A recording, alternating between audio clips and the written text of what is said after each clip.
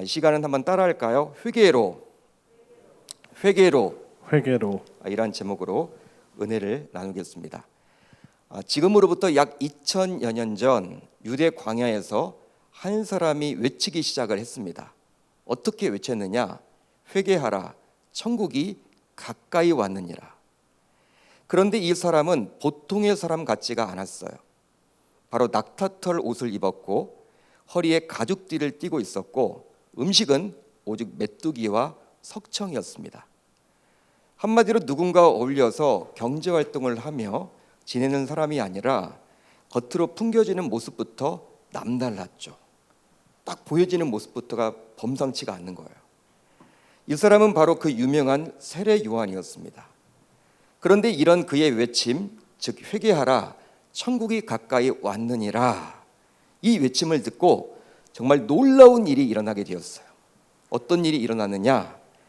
바로 수도인 예루살렘을 포함하여 유대 전역에서 정말로 많은 무리들이 이 사람을 찾아와서 자신들의 죄를 회개케 되었고요, 그에게 세례를 받는 기적이 나타나게 되었습니다. 놀라운 일이죠. 그렇다면 한번 곰곰이 생각을 한번 해봅시다. 이 세례 요한의 외침을 들었던 당시 유대인들은 하나님의 언약 백성이었기 때문에 자연스럽게 천국에 간다라고 생각을 했단 말이에요. 여러분 그렇잖아요. 유대인들은 아브라함의 자손이기 때문에 또 하나님의 말씀 율법대로 살아내면 이제 천국에 간다. 우리가 천국 가지 못하면 누가 천국에 가느냐, 이렇게 생각을 했던 자들이었어요. 그렇기 때문에 천국에 간다고 확신을 하지 않았을까요? 대대로 여러분 부모로부터 그렇게 들어왔고 대대로 그렇게 배워왔기 때문에 우리는 아브라함의 자손이야, 유대인이야, 선민이야, 하나님의 백성이야, 율법대로 살아내고 있잖아. 그렇기 때문에 우리가 천국 가지 못하면 누가 갈 수 있단 말이야? 당시 유대인들은 그렇게 생각을 했단 말이에요. 따라서 당시 유대인들은 세례 요한의 외침을 들었을 때, 야, 우리에게 왜 회개가 필요한 것이지? 회개하지 않아도 우리는 천국 가는데, 회개하라, 천국이 가까이 왔다? 우리는 천국 백성인데, 이미 천국을 소유했는데 굳이 우리가 회개를 할 필요가 있을까? 왜 자신들이 세례를 받아야 하는지, 왜 우리가 세례를 받아야 해? 여러분, 이렇게 오히려 요한에게 물어야만 했던 거예요. 물어야만 했습니다. 반론을 제기해야만 했겠죠. 이미 우리는 천국을 소유했는데 우리가 왜 회개를 해야 되고 우리가 왜 세례를 받아야 하느냐. 그런데 많은 유대인들은 놀랍게도 세례 요한을 찾아와서 회개를 하며 세례를 받는 놀라운 역사가 일어났습니다. 당시 이런 놀라운 사건에 대해서 누가는 이사야 선지자의 예언이 성취된 것으로 봤죠. 자, 오늘 보면 4절로 6절을 볼까요? 이렇게 기록이 되어 있습니다. 같이 읽습니다. 시작. 선지자 이사야의 책에 쓴 바 광야에서 외치는 자의 소리가 있어 이르되 너희는 주의 길을 준비하라, 그의 오시기를 곧게 하라. 모든 골짜기가 메워지고 모든 산과 작은 산이 낮아지고 굽은 것은 곧아지고 험한 길이 평탄하여질 것이요 모든 육체가 하나님의 구원하심을 보리라 함과 같으니라. 이사야 선지자는요, 당시 바벨론의 포로로 끌려가서 학대를 받았던 동족인 이스라엘 백성들에게 하나님께서 주신 희망의 메시지인 회복의 의미를 담아서 이렇게 선언을 한 거예요. 이사야서에 나오는 말씀입니다. 마찬가지로 로마 제국의 압제 속에서 어떠한 소망도 없이 살아갔던 동족들에게 세례 요한은 하나님께서 회복시켜 주실 것이라는 희망의 메시지를 전하고 있는 것이죠. 하지만 세례 요한은요, 이사야와는 좀 달랐어요. 이사야는 회개하라고 말 안 했거든요. 그런 이야기 안 했거든요. 하나님으로부터 받았던 희망의 메시지, 지금 바벨론의 포로로 끌려갔지만 이제 조만간 회복될 것이다, 이제 고국으로 돌아갈 그날이 있을 것이다, 이것을 이사야 40장에서 말씀을 해줬거든요. 그런데 지금 세례 요한은 이 이사야 말씀을 인용을 합니다. 당시도 로마의 박해 속에 있었기 때문에. 그렇지만 동일한 말을 전하지 않고 지금 세례 요한은 그것뿐만 아니라 회개를 이야기하고 있다는 거예요. 회개를 강조해주고 있다는 것이죠. 즉 세례 요한은 회개하라고 이사야 선지자와는 분명히 다르게 외침으로 동족인 유대인들이 언약 백성이라는 것에 안주하며 신앙생활을 해서는 아니 되며 하나님으로부터 진정한 회복을 받기 위해서는 그들의 죄를 철저하게 회개하고 돌이켜야 한다. 이것을 지금 말해주고자 하는 거예요. 말해주고 있습니다. 회개해야 된다는 거예요. 안주하지 말라는 거예요. 아브라함의 자손이라는 그것 믿고 까불지 말라는 거예요. 한마디로 회개가 필요하다라는 거예요. 그리기에 세례 요한은 자신을 찾아왔던 많은 무리 속에서 섞여 있었던 일부 사람들에게 다음과 같이 다소 공격적인 독서를 퍼부었습니다. 자, 오늘 본문 7절을 볼까요? 이렇게 기록이 되어 있죠. 요한이 세례받으러 나오는 무리에게 이르되 독사의 자식들아 누가 너희에게 일러 장차올 진노를 피하라 하더냐. 여러분 이 말씀을 보시면요, 지금 세례 요한이 자신을 찾아왔던 무리, 그들이 뭐하러 찾아왔습니까? 회개하고 세례를 받기 위해서 찾아왔단 말이에요. 그렇다면 오히려 격려를 해줘야 될 텐데, 칭찬을 해줘야 될 텐데 그렇게 말하지 않고 어떻게 이야기를 합니까? 독설을 퍼부었죠.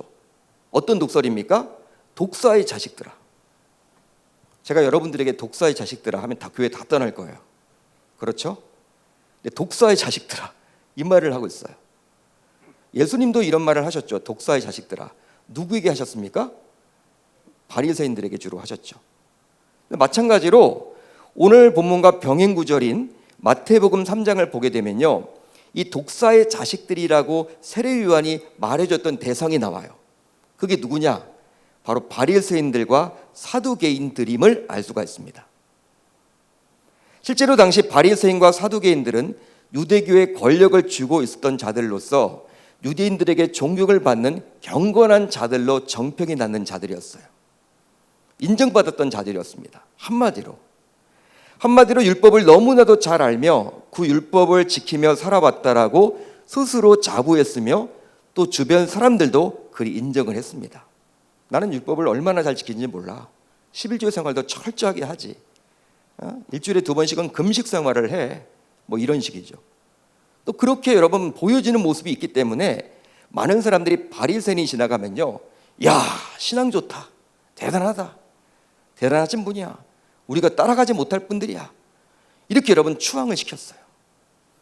그러다 보니 이 바리새인들과 서두개인들은 자신이야말로 천국에 들어갈 1순위라고 스스로 생각했으며 주변 사람들도 모두 그렇게 여겼습니다. 그러니까 천국에 들어갈 1순위는 바로 누구다? 바리새인 스스로 나다. 주변 사람들도 그렇게 인정을 했어요. 그렇다면 그들은 왜 세례 요한을 찾아와서 회개를 하고 세례를 받으려고 했을까요? 우리가 보기에는 좀 교만하잖아. 그런 자였음에도 불구하고 왜 세례 요한을 찾아와서 회개를 하려고 하고 또 세례를 받으려고 했습니까? 그 이유가 여러분 우리가 궁금하죠. 그 이유를 알아야만 하겠죠. 성경에는 나와 있지는 않아요. 그렇지만 앞뒤 문맥을 보게 되면요, 여러분 시간이 흘러가면서 점점 많은 유대인들이 세례 요한을 찾아갔습니다. 그리고 회개를 하고 세례를 받게 되었습니다. 그들의 종교 지도자의 임을 자처했던 바리새인들과 서기관들은요, 이제 불안한 거예요. 지금까지는 자신들이 중심, 주도권을 쥐고 종교 권력을 쥐고 모든 것들을 좌지우지했는데 사람들의 인기가 누구에게 가게 되었어요? 세례 요한에게 점점 사람들이 간단 말이에요. 세례 요한을 찾아서 눈물 콧물을 흘리면서 회개를 합니다. 또 세례를 받습니다. 자신의 주도권이 점점 세례 요한 쪽으로 간단 말이에요.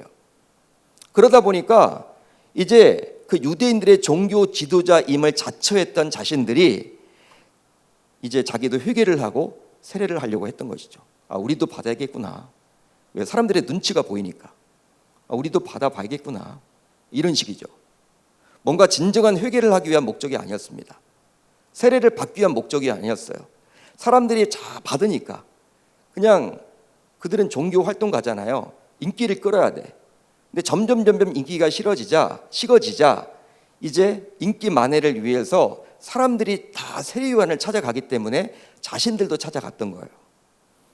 즉 하나님께서 원하시는 진정한 회개가 아니라 그냥 종교 지도자였고 신앙의 연륜도 있으며 이제 사람들의 눈치가 보였기 때문에 그냥 받아려고 했던 거예요.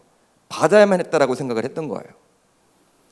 한마디로 그들은 여전히 세례 요한을 찾아 회개를 하고 세례를 받으려 하면서도 아브라함의 자손이기에 저절로 자신들은 천국에 갈 수 있다라고 여겼습니다.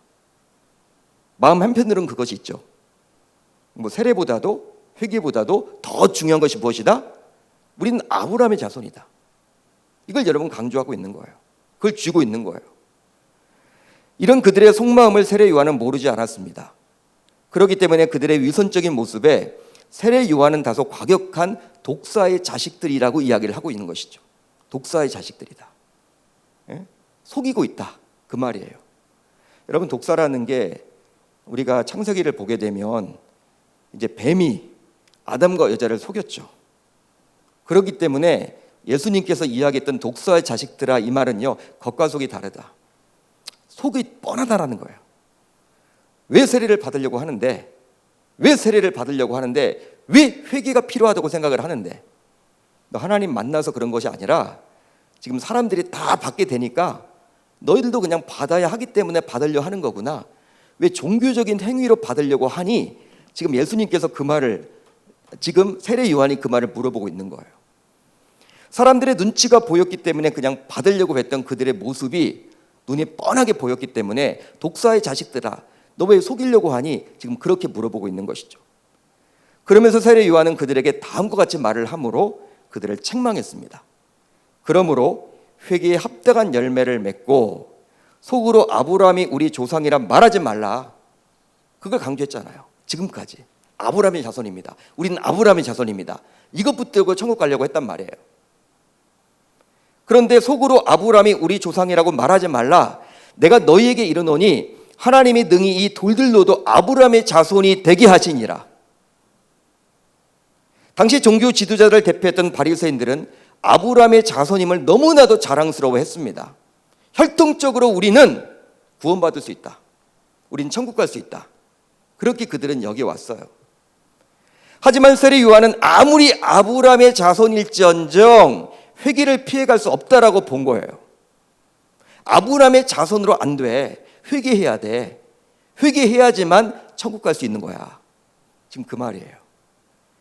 실제로 바리새인들은 하나님의 말씀대로 살아간다라고 스스로 자부했습니다. 그렇게 여러분 얼마나 자부했는지 몰라요. 다른 사람들은 다 하나님 말씀대로 살지 못하지만 우리는 하나님 말씀을 잘 지키고 있다. 그렇게 자부를 했던 사람들이었어. 하지만 돈을 사랑했죠. 그들은 돈을 사랑했습니다. 그뿐만 아니라 높은 자리에 올라서 사람들의 칭송받는 것을 즐겼어요. 높아지려고 했죠. 한마디로 그들은 돈 욕심, 자리 욕심이 상당한 자들이었습니다. 말씀대로 산다고 했으면서도 불구하고 돈 욕심이 있었고 또 자리 욕심이 있었던 사람이었어요. 감투 욕심. 그런데 그들은 그것을 종교적인 것으로 잘 포장을 해가지고 그럴듯한 사람으로 위장해 왔던 것이죠. 그러니까 마음속으로는 돈을 사랑해. 자리 사랑을 해. 높아지려고 해. 그러니까 세상 사람들과 별반 다를 바가 없어. 그런데 그렇게 살면서도 이제 종교적인 것으로 잘 포장을 한단 말이에요. 그럴듯하게. 그러니까 사람들이 지나가면 야, 겸손하다. 야, 말씀대로 사는 사람이구나. 대단하다. 신앙이 좋다. 사람들은 그렇게 속았단 말이에요. 실제 지금도 교회 안에는 이렇게 자신을 그럴듯한 신앙인으로 잘 포장하는 위선적인 신자들이 참 많습니다. 교회 안에. 안타깝게도. 하지만 겉으로 보여지는 모습에 목회자를 포함하여 사람들은 속을지 몰라도 우리 창조주 여호와 하나님께서는 속지 않으세요. 다 아십니다, 여러분. 하나님이 모르겠습니까? 목사도 여러분 속아요. 목사도 속습니다. 열심히 하면 아, 그분 신앙 좋다. 주변 사람들이 다 그분 신앙 좋다라고 이야기하면요, 목회자일지언정 속아요. 그렇지만 하나님은 속는 분이 아니에요. 정확하게 꿰뚫어 보시죠. 그분이 정말 신앙으로 하는 것인지 사람들에게 보이기 위한 목적에서 하는 것인지 진짜 독사의 자식처럼 속이는 자인지를 아는 거예요. 바로 하나님께서는 사람의 심령을 모두 꿰뚫어 보시는 분이시기 때문입니다. 당시 세례 요한은 그들의 이런 위선적인 모습을 철저하게 회개해야 된다. 지금 그 말을 해주고 있는 거예요. 따라서 그들이 회개하려는 의도였던 어떤 종교적인 행위가 회개에 합당한 열매가 될 수 없음을 공개적으로 말해주고 있는 것이죠. 합당한 열매가 될 수 없다라는 거예요. 그런 종교적인 행위가 사람들에게 보이기 위한 거. 많은 사람들이 지금 막 세례 요한을 따라가고 그 앞에서 회개를 하고 눈물 콧물을 흘리면서 이렇게 막 간증을 하고, 야, 세례를 받았네. 너 누구한테 세례 받았어? 세례 요한한테 받았어. 아, 그럼 나도 받아야지. 이런 분위기로 흘러가니까 나도 해야 되나 보다 할 이유도 없으면서, 나는 아브라함의 자손이다, 이것만을 강조했던 그들이 그렇게 받으러 온 거예요. 세례 요한은 모를 리가 없죠. 하나님의 선지자였기 때문에. 한마디로 누군가에게 그럴듯하게 보이기 위한 목적에서 회개를 해서는 결코 안 된다라는 거예요. 보이기 위해서. 여러분, 이런 바리새인과 같은 회개의 모습이 신자인 우리들에게도 있지 않습니까? 솔직히 저도 중고등학교 학창 시절에 그런 적이 있었어요. 경험한 적이 있었어요. 중고등학교 학창 시절에 어릴 적부터 저는 김 목사로 불렸습니다. 집에서도 김 목사, 학교에서도 김 목사, 교회에서도 김 목사. 이름이 김 목사야. 내 이름을 잘 몰라. 그냥 김 목사야. 학교에서도 선생님들이 김 목사, 학교에서도 선생님이 김 목사, 교회에서도 김 목사, 친구들도 김 목사. 제가 스님 됐으면 어떻게 될 뻔했어요. 김 목사가 됐어요. 그러다 보니 모범적으로 그냥 생활을 했던 것 같아요. 사춘기도 없었던 것 같아요. 뭐 김 목사라고 하는데 어떻게 사춘기가 와? 그러니까 이름을 참 잘 지어야 될 것 같아. 아, 김 목사인데 무슨 사춘기가 와? 부모한테 불순종하면 안 되지. 아, 김 목사인데 학교 숙제도 잘 해야지. 아, 김 목사인데 선생님들이 하면 이해해야지. 아니요, 못하죠. 모범적으로 생활을 했어요. 제 머리를 보면 단정하잖아요, 항상. 이런 스타일. 그러다 보니 다소 자유함이 없이 교회에서도 율법적으로 신앙생활을 해왔던 것 같아요. 김 목사니까. 어릴 적에 저는 뭐 이렇게 화려한 옷이나 머리를 막 이렇게 뭐 이게 있잖아요. 물론 중고등학교 다닐 때 이대파를 안 했습니다. 지금은 이대파를 하지만 그때는 이대파를 하지 않았죠. 그렇지만 지금처럼 뭐 자유롭게 뭐라고 해야 돼, 염색을 하거나 뭐 그렇게 하지 않았죠. 머리를 기르거나 그렇게 해본 적은 없었던 것 같아요. 그렇지만 교회에서도 좀 신앙의 자유함이 있어야 될 거 아니야. 근데 율법적으로 그냥 신앙생활을 해왔던 것 같아요. 주일이면 교회 가야 되고 또 뭐 시키면 다 해야 되고, 즉 기도를 하기 싫어도 김 목사로 불렸기 때문에 억지로 했습니다. 솔직하게. 또 말씀 시간이 지루해도 김 목사로 불렸기 때문에 눈을 비벼가면서 말씀을 잘 듣는 척 했어요. 왜? 김 목사로 불리니까. 지금도 기억이 나는데 어느 수련회 시간이었어요. 수련회 시간이었어. 몇 년도는 기억이 잘 안 나. 당시 목사님께서 회개에 관련된 설교를 하셨거든요. 회개에 관련된 설교. 그리고 나서 이제 기도를 막 하라는 거예요. 말씀 붙들고 기도를 해야 된다. 던졌습니다. 옆에 있던 선생님이, 이제 교회 선생님이죠. 교회 선생님이, 도경아, 너는, 김 목사, 도경아, 너는 항상 기도 열심히 하니까 항상 기도 많이 하잖아. 오늘도 제일 늦게까지 하겠네? 오늘도 제일 늦게까지 하겠네? 여기서 뭐 목사님보다 더 늦게까지 나가겠네? 이 이야기를 하는 거예요. 김 목사니까 너는. 와, 그 이야기를 하니까 부담이 확 되는 거야. 그날따라 기도가 안 돼. 여러분, 기도줄이 잘 잡히지 않는다. 여러분 잘 좀 기도하시는 분들은 아실 거예요. 기도를 평상시 하는데 수련회 때는 은혜를 받아야 되잖아. 우리가 은혜를 받으려 간 거잖아. 근데 말씀 붙들고 기도를 하는데 그날따라 더 안 돼, 기도가. 기도 안 하면요, 기도가 안 될 때는요, 그냥 기도 못 하고 나올 수도 있잖아요. 근데 선생님이 저한테 어떤 이야기 했어요? 도경아, 너 김 목사니까 너는 평상시에도 기도 많이 했으니까 오늘 수련회 이 장소에서 수십 명이 앉아 있는데 여기 가운데 제일 늦게까지 앉아 있겠네. 기도하겠네. 그 이야기를 하는 거예요. 그게 떠오르는 거야. 저는 여러분 나가고 싶었어요. 막 솔직히 기도가 안 되니까. 기도가 안 될 때는 어떻게 해요? 그냥 일찍 가야지. 숙소로 가거나 다른 친구들처럼 그냥 슬그머니 일어나면 좋을 텐데, 선생님이 그 얘기까지 해가지고 제가 몇 번 시계를 봤는지 몰라요. 눈을 떠가지고 또 한 명 앉아있네. 또 막 기도하는 척 하다가 또 이렇게 눈 떠보고, 왜 안 가는 거야? 응? 누구누구 왜 안 가는 거야? 빨리 나가야 되는데. 제가 여러분 쇼를 했다니까요. 그 저의 연약한 모습이었어요. 수련대 가서. 그게 고등학교 때인가? 자꾸 기도에 집중하지 못하고 잡생각이라고 하죠. 여러분 그런 것들 때문에 기도를 내가 하지 못했어. 그러니까 율법적으로 제가 그렇게 살아왔음을 고백하지 않을 수가 없어요. 아마도 당시 목사님과 선생님들과 아이들이 가장 늦게까지 기도했던 저의 모습을 보면서 그들은 모르잖아요, 솔직히. 이 이야기를 누구한테 하겠어요? 수십 년이 흘렀으니까 여러분들에게 하지. 도경이가 깊이 회개하나 보다 하면서 칭찬했을지도 몰라요. 왜? 제일 늦게까지 앉아 있으니까. 다 나갔는데, 다 간식 먹으러 갔는데 저 혼자 기도하는 척 했었으니까. 사람들은 저보고 야, 영성이 깊어, 역시 김 목사야, 그랬을지도 몰라요. 하지만 저는 당시에 종교적인 행위로 회개하는 척 했던 거예요. 종교적인 행위로. 남들의 시선이 두려워서. 왜 선생님이 그날 여러분 왜 그런 얘기 했을까요? 저는 막 선생님이 원망되더라고. 그날 제 옆에가 앉아가지고 도경아, 너 김 목사니까 너 항상 기도 열심히 하니까 오늘도 제일 늦게까지 할 거 아니야? 이야기를 하다 보니까 이게 자꾸 떠올라가지고 일어나지도 못하고 자꾸 시계만 바라보고 눈만 뜨고 또 눈 감고 내가 뭐 하는 거야 지금? 야, 이게 쇼하는 거구나. 그렇다고 말도 못하겠고.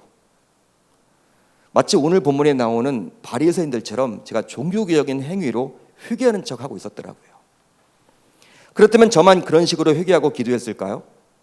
여러분들도 직분자라는 체면 때문에 또 부서 담당자라는 책임감 때문에 교회에 나와서 예배 드린 적은 없으십니까? 정말 나오기 싫었지만 그 체면과 책임감, 즉 남들의 시선이 두려워서 교회에 나와서 예배를 드리고 봉사하고 기도에 나온 적은 없으십니까? 체면, 책임감 때문에 나오기 싫은데 아마 없지 않을 거예요. 따라서 저를 포함하여 우리 모두 회개에 합당한 열매를 맺지 못한 경험이 모두 있는 것이죠. 종교적인 행위로 하는 거예요. 율법적으로. 이제 계속해서 오늘 본문 안으로 들어가 보면요, 이제 바리새인과 사두개인과 다른 또 다른 무리가 세례 요한을 찾아왔습니다. 자, 오늘 본문 12절로 14절을 볼까요? 우리 한번 같이 읽어봅니다. 시작. 세리들도 세례를 받고자 하여 와서 이르되 선생이여 우리는 무엇을 하리이까 하매 이르되 부과된 것 외에는 거두지 말라 하고 군인들도 물어 이르되 우리는 무엇을 하리이까 하매 이르되 사람에게서 강탈하지 말며 거짓으로 고발하지 말고 받는 금료를 족한 줄로 알라 하니라. 세리 그룹과 군인 그룹이 회개하고 세례를 받기 위해서 세례 요한을 찾아왔어요. 당시 세리라는 것은 로마에서 고용된 유대인들이었습니다. 세금 징수에 있어서 동족들에게 너무나도 가혹하게 걷었기 때문에, 그래서 불을 취득했기 때문에 세리는 유대인들에게 죄인 취급을 당했어. 따라서 당시 세리들은 온전히 신앙생활을 할 수가 없었습니다. 왜냐하면 회당에도 가지 못해요. 회당에 가게 되면 야, 세리다, 사람들이 손가락질해요. 성전에도 가지 못합니다. 야, 죄인 왔네. 아우, 부정타. 옆에 있지도 않으려고 그래. 손가락질합니다. 예배를 드릴 수가 없는 거예요. 세리라는 직업들은. 한편 이 구절에 나와 있는 군인은 로마 국적을 가진 로마 군인이기보다는 유대 치안을 위해서 유대인들 사이에서 모집된 군사였어요. 그런데 이들은 자신들의 멋대로 같은 동족들을 괴롭히고 학대했습니다. 완장이 채워지니까 막 괴롭히는 거예요. 한마디로 동족을 강탈하기도 하고 거짓으로 고발하여 괴롭히기도 했죠. 즉 일제강점기 시절에 일본 국적을 가진 일본 순사, 일본인 순사보다도 오히려 같은 동족 출신의 경찰들이 일본의 앞잡이가 되어서 우리 같은 동포들을 막 괴롭혔죠. 친일파들. 그들이 더 악랄했잖아요. 일본 순사보다도 오히려 같은 동족인데 더 우리들을 막 괴롭혔죠. 그것과 같은 거예요. 그런 자들이 세례 요한을 찾아와서 묻습니다. 무엇을 회개할까요? 뭘 회개해야 될까요? 이렇게 물었어요.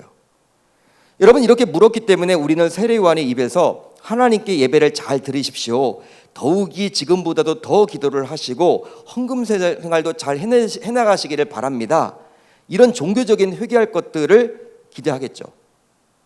세례 요한이 그런 것들을 요구할 것으로 기대를 하겠죠. 예배 잘 드리십시오. 예배 안 드리니까. 세리가 예배를 못 드리니까 예배 잘 드려야죠. 예배 잘 드리세요. 기도 열심히 하세요. 헌금 생활 철저하게 하고 있습니까? 여러분 그런 것들을 좀 기대하겠죠.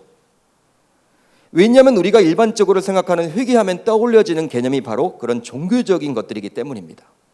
회개라는 개념이 주로 종교적인 것이죠. 하나님 앞에서 우리가 하나님 뜻대로 살지 못한 것들을 회개 많이 하잖아요. 주로 바로 하나님 앞에서 잘못하고 있는 것들을 떠올리는 경우들이 주로 회개 아닙니까? 저 여러분들이 생각하기에.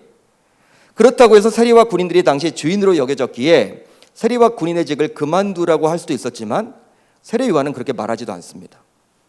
당신 세리 그만둬요. 군인 그만둬요. 그렇게 말할 수도 있을 것 같은데 왜? 그것으로 인해서 예배도 못 드리고 그것으로 인해서 이제 동족들을 핍박했으니까 직업 바꾸세요. 이런 말을 할 것 같은데 그런 말도 안 했단 말이에요. 따라서 세례 요한의 경우 바리새인과 달리 세리와 군인을 바라보는 시선이 너무나도 달랐음을 알 수가 있는 거예요. 만약에 바리새인을 찾아왔어. 세리가 찾아왔습니다. 군인들이 찾아왔습니다. 그리고 바리새인에게 물었어. 우리가 뭘 회개를 하면 좋습니까? 뭘 해야 됩니까? 라고 물었을 때 바리새인들이 뭘 하고 대답을 할까요? 뭘 하라고 대답을 할까요? 세리 그만두세요. 예? 군인 그만두세요. 직업 바꾸세요. 그리고 당연히 예배 드려야죠. 예배 이제 참여하셔야죠. 기도 생활 잘 하셔야죠. 11조 잘 하셔야죠. 그런 종교적인 것들을 이야기하겠죠. 바리새인들은. 그것이 여러분 회개라고 이야기했을 거란 말이에요. 하지만 세례 요한의 입에서는 그런 이야기가 전혀 나오지 않습니다. 그런 종교적인 이야기를 해주고 있지 않아요, 지금. 그렇다면 세례 요한은 세리와 군인들에게 무엇을 회개하라고 촉구했을까요? 바로 세리에게는 부가된 것 외에는 거두지 말라. 말씀을 보세요, 여러분. 부가된 것 외에는 거두지 말라. 나와 있죠. 그뿐 아니라 군인들에게는 어떻게 이야기합니까? 뭘 회개하라고 합니까? 사람에게서 강탈하지 말고 거짓으로 고발하지 말고 받는 급료를 족한 줄로 알라. 따라서 세리와 군인에게 세례 요한은 탐욕을 부리지 말고 자족하며 살아가기를 권면합니다. 욕심 부리지 말라. 탐욕 부리지 말라. 네가 받는 급료 그것으로 만족하며 살아가라. 그 말을 지금 해주고 있어요. 따라서 누가를 통해서 우리에게 보여주고 있는 세례 요한의 회개는 바로 탐욕에 대한 철저한 회개임을 알 수가 있습니다. 탐욕에 대한 철저한 회개. 어떤 종교적인 것에 대한 회개가 아니라 탐욕에 대한, 탐심에 대한 철저한 회개를 지금 누가는 말을 해주고 있어요. 여러분, 당시 세리들은 로마로부터 세금 징수 권한을 위임받았습니다. 그래서 정해준 세율대로 거두면 돼요. 준 공무원이니까. 로마로부터 월급 받거든요. 그렇기 때문에 시키는 것만 하면 돼. 하지만 돈에 대한 욕심으로 인해서 더 많이 가지고 싶은 탐욕으로 인해서 정해진 세율보다 동족에게서 더 많이 걷어서 자신의 주머니를 채웠죠. 탐욕이죠, 탐욕. 탐심이죠. 돈을 더 갖고 싶은 거. 당시 군인들도 마찬가지였습니다. 자신에게 주어진 권력을 이용해서 동족의 것을 강탈해버렸습니다. 빼앗았어요, 강제로. 힘을 가지고. 이게 여의치 않으면요, 거짓말로 고발까지 했어. 나쁜 사람이라고. 재판을 걸었어. 힘을 가지고. 그래서 어떻게 해요? 뺏었습니다. 강탈해봤습니다. 그런 일들이 심심찮게 있었어요. 이런 강탈과 거짓 고발은 모두 더 갖고 싶은 욕심, 즉 탐욕 때문이었죠. 그러기에 받은 급료로만 만족하며 살아가라고 지금 세례 요한은 권면을 해주고 있는 거예요. 그렇다면 왜 세례 요한은 탐욕, 즉 탐심을 회개한다라고 말하고 있을까요? 여러분, 이것을 왜 회개를 촉구하고 있습니까? 그 이유가 무엇입니까? 바로 탐심은 곧 우상숭배이기 때문입니다. 탐심은 우상숭배라는 거예요. 그러므로 땅에 있는 지체를 죽이라. 곧 음란과 부정과 사욕과 악한 정욕과 탐심이니 탐심은 곧 우상숭배라. 야, 이렇게 지금 바울은 이야기를 해주고 있어요. 바울은 땅에 있는 것이 바로 음란이다, 부정이다, 사욕이다, 악한 정욕과 탐심이라고 정의를 하면서 이것들을 모두 죽여야 한다라고 말을 해주고 있습니다. 잘못된 것이죠. 이게 다 죄죠. 음란, 죄죠. 부정, 죄죠. 사욕, 죄죠. 악한 정욕, 죄죠. 탐심, 죄죠. 그런데 그 가운데 탐심을 꼭 집어서 그것만큼은 우상숭배다라고 또 강조를 해주고 있어요. 음란보다 더 나쁜 것이 바로 무엇이다? 탐심이라는 거예요. 그렇습니다. 지금까지 우리는 우상숭배하면 제사 지내는 것, 고사 지내는 것, 불상에 절하는 것 등을 떠올리며 우리는 우상숭배와는 아무 상관없이 이렇게 신앙생활을 하고 있다라고 자부해 왔어요. 그게 아니면 하나님보다 더 신경 쓰이는 것이 있다면 그것이 바로 우상숭배다라고 우리는 알아왔습니다. 들어왔습니다. 따라서 자녀, 돈, 명예, 지식, 권력도 우상숭배가 될 수 있다라고 목사님들을 통해서 들어왔어요. 그렇죠? 그런데 바울은 탐심이 곧 우상숭배래요. 탐심, 욕심이 곧 우상숭배라는 거예요. 탐심은 현재의 삶에 감사하지 않고 만족하지 않고 계속해서 끊임없이 더 많이 과하게 갖고 싶어하는 욕심을 말하는 것입니다.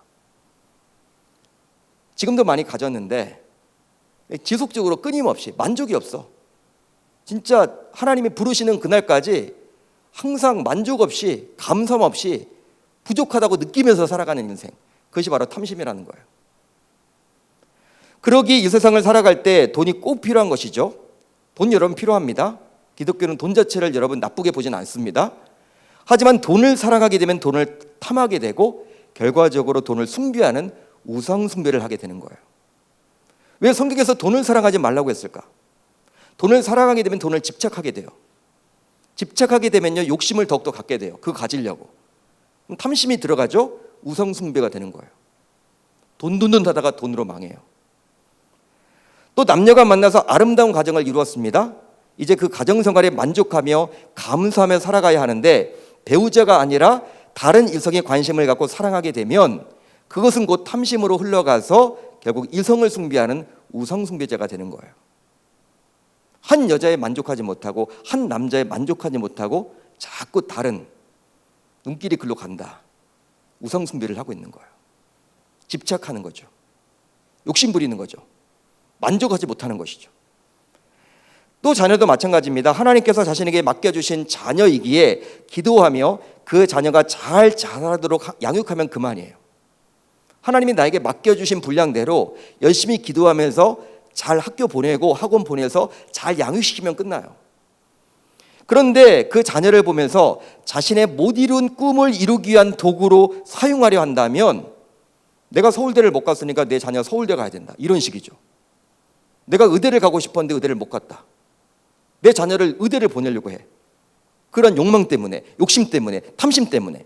그렇다면 결국 그 자녀에게 집착하게 되고 결과적으로 자녀를 숭배하는 우상숭배자가 된단 말이에요. 따라서 욕심, 집착, 탐욕, 즉 탐심은 우리 신자들로 하여금 회개의 열매가 아니라 죄의 열매를 맺도록 합니다.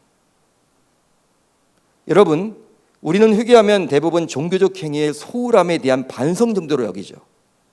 우리가 주일마다 회개 시간이 있어요. 근데 회개 시간을 여러분 잘 보셔야 돼. 대부분 여러분 뭘 회개하십니까? 예배를 제대로 드리지 못한 것에 대한 반성하죠. 또 말씀대로 살아내지 못한 것에 대한 반성하죠. 바쁘다라는 이유 때문에 교회 중심의 삶을 살지 못한 것에 대한 반성을 하죠. 또 11조를 결단하지 못한 것 알면서도 그런 것에 대해서 반성을 하죠. 여러분 그런 것들을 우리는 회개라고 여겨왔어요. 하나님과의 관계를 우리가 놓치면서 살아왔다. 여러분 그런 것들만 주로 여러분 회개를 해왔죠. 하지만 하나님께서 원하시는 진정한 회개는 탐욕에 대한 회개임을 오늘 말씀을 통해서 깨달을 수가 있는 거예요. 우리의 욕심, 욕망, 집착, 바로 탐욕이 우상숭배요. 따라서 모든 죄를 짓게 만드는 불신앙의 근원이 되기 때문입니다. 이제 말씀을 정리하겠습니다. 세례 요한으로부터 시작된 회개하라 천국이 가까이 왔느니라 라는 이 외침은 이제 예수 그리스도께서 공생의 사역을 시작하시면서 다시 한번 예수님의 입을 통해서 이 세상에 전해지게 되었어. 동일하게 전해졌습니다. 어떻게 전해졌습니까? 회개하라 천국이 가까이 왔느니라. 할렐루야. 예수님의 이 말씀과 함께 공생의 사역이 열려져요. 이런 그리스도의 외침은 지금도 여전히 우리의 심정에 울림을 주고 있죠. 바로 회개하라고 말입니다. 여러분들에게 탐욕을 회개하라고 지금 하나님은 여러분들에게 말씀해 주고 있어요. 탐욕. 여러분들이 집착하는 것이 무엇입니까? 돈을 사랑하십니까? 돈의 노예로 살고 있는 거예요. 돈이 여러분들의 우상입니다. 내가 자녀에 집착하고 있습니까? 하나님 앞에 자녀를 맡기지 못하고 내 자녀 하면서 내 욕망을 이루기 위한 도구로 자녀를 이용하고 있지는 않습니까? 그렇다면 자녀 우상 숭배자예요. 여러분들이 예를 들어서 먹고 살만한데 더 여러분들 뭘 더 가지려고 막 그렇게 집착을 합니까? 여러분 그것 자체가 만족이 없다. 천국 가는 그날까지 여러분 만족이 없는 삶이 되는 거예요. 끝나는 거예요, 여러분. 그게 우상 숭배라는 거예요. 실제로 이 시대는 회개가 필요 없다라는 분들이 참 많아요. 그러다 보니 바리새인들처럼 회개하면 나와는 상관없는 신자들도 많곤 합니다. 바리새인들처럼 회개 이야기를 하면요, 나랑은 상관없어. 나는 아브라함의 자손인데 뭐, 나는 3대째 예수 믿는 집안인데 뭐, 나는 권사인데 뭐, 집사인데 뭐, 장로인데 뭐, 목사인데 뭐, 목사 아들인데 뭐, 이런 식이죠. 막연하게 천국에 갈 것 같은. 하지만 우리 주님께서는 여전히 우리 신자들에게 회개하라고 요구하세요. 진정한 회개를 우리들에게 원하십니다.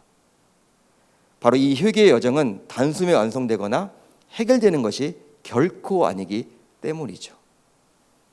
여러분 헬라어 원어를 보게 되면 이 세례 요한이 이야기했던 회개하라, 천국이 가까이 왔느니라, 예수님께서 말씀하셨던 회개하라, 천국이 가까이 왔느니라, 이 회개하라가 일회성 회개가 아니에요.